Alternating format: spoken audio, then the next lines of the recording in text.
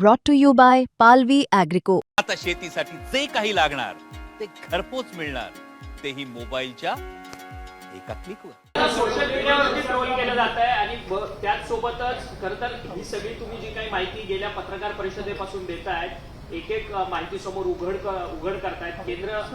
केंद्रीय यंत्रणा यामध्ये सगळ्या समाविष्ट आहे.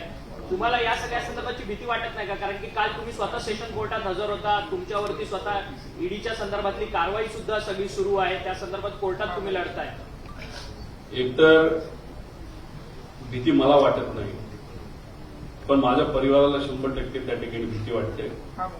एवढ्या मोठ्या लोकांना जर तू अंगावर घेत असेल, त्याच्याच बरोबर एवढी मोठी लोक जर कुणी असेल आणि ही घटना घडवायला फार मोठे लोक त्याच्या मागे असू शकतात, नाही तर लागतील, आणि मग या लोकांना तू अंगावर घेत असतील तर आम्हाला तुझी काळजी वाटते. हे माझ्या पत्नीने सुद्धा मला बोलून दाखवलंय, माझ्या मुलांनी मला बोलून दाखवलंय, माझ्या आई वडिलांनी आणि माझ्या सासऱ्यांनी आणि सगळ्या जवळच्या लोकांनी ते बोलून दाखवलेलं आहे. पण आपण नाही लढणार तर कोण लढणार? कारण का हा विषय अतिशय भावनिक आहे, महाराष्ट्रासाठी सुद्धा आणि आमच्या परिवारासाठी सुद्धा. जर भीतीपोटी आम्ही थांबलो, शांत बसलो, तर आम्ही मराठी माणसं कशाचे आणि आम्ही पवार कसले? आम्ही लढत आहोत, ठीक आहे, भीती आहे. उद्या जाऊन या बाबतीत काही गोष्टीची दक्षता आम्ही घेतली आहे आणि बघू आमचे कार्यकर्ते सुद्धा त्या बाबतीत काय भूमिका घेत आहेत. उद्या जाऊन आपण बघणार आहोत. काही कार्यकर्त्यांनी इच्छा व्यक्त केलेली आहे की उद्या जाऊन कुठेतरी काही वेगळ्या पद्धतीने आपल्याला काही प्रोटेक्शनच्या बाबतीत करता येईल का, पण तो त्यांचा त्या ठिकाणी विषय आहे.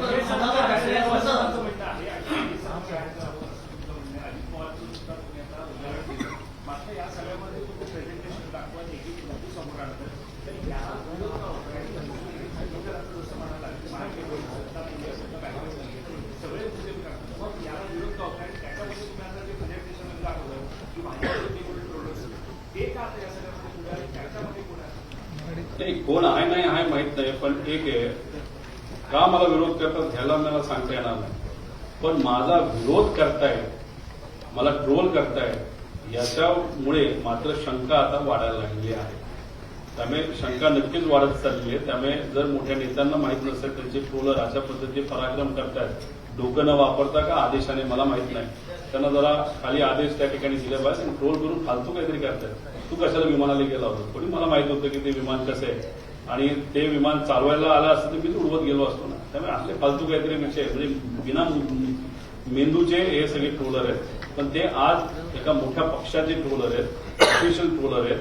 आणि त्याच्याच बरोबर त्या व्यक्तीने 2 दिवसाच्या आधी एक अशी ट्विट केली होती जे मला कळालं की 2 जणांकडे आहे, ते मला देत नाहीत पण ते देतील, की त्याच्यामध्ये त्यांनी दिलं की 2 दिवसामध्ये एक फार मोठा भूकंप या महाराष्ट्रामध्ये राजकीय दृष्टिकोनातून होईल, अशी काहीतरी त्या ठक्कर नावाचा का कोण येतो त्याची ती ट्विट होती.